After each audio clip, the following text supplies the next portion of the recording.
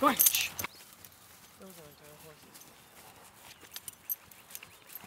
I became a Christian. I was living up at the house, and I was riding horses and in competitions at that time. And we were living here.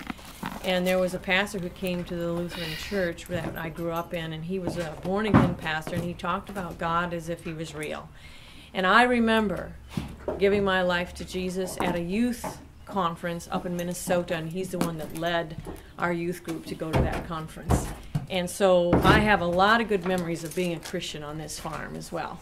At that time I was living here. I worked out of this barn. I trained horses. I tied them up in here to teach them how to let me handle their feet, teach them how to let me put the saddles on their backs to help them to be calm, and I would give them treats in here after I got done riding. So I spent a lot of time in the barn.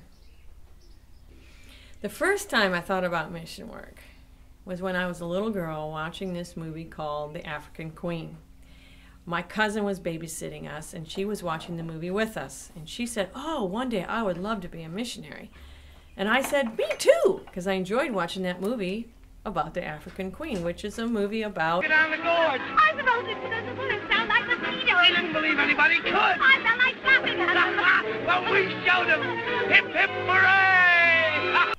He was the alcoholic and she was the missionary, and in the end they developed quite a good relationship, and I didn't understand everything, but she was helping poor people out in the jungle, and I thought, well, that's a missionary. That's what I would like to do.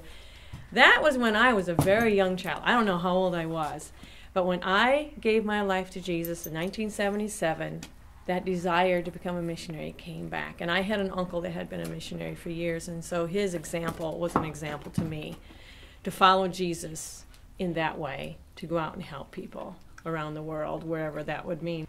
When I look back at the time that I was 17 when I gave my life to Christ, and that desire to become a missionary at that time was in my heart again.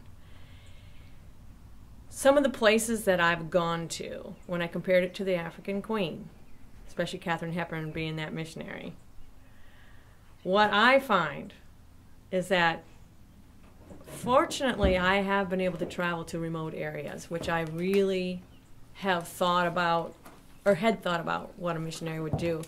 But I never thought I would live in tough war zones, especially Tajikistan. That was a war zone. I never thought that it would be as difficult as it has been, having friends killed, and the reality of the spiritual warfare that a person enters into when they become a missionary. I never dreamed of the hardness of it all. I thought maybe it would be all positive and that people would be very receptive, but I never dreamed, looking back now, I never dreamed it would be as hard as it has been, having friends killed because they were followers of Jesus.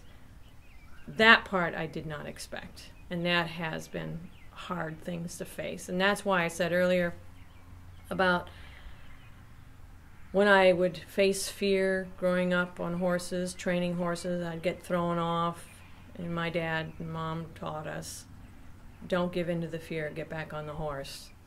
That principle I've practiced in my life in the world of missions when we've faced difficult times, especially when we've had friends killed. And that's not easy. And then family members also being affected. Some have died early in our family. Never expected that would ever happen. But I'm grateful for the peace that Jesus Christ gives. And only He can give. He's the way, the truth, and the life.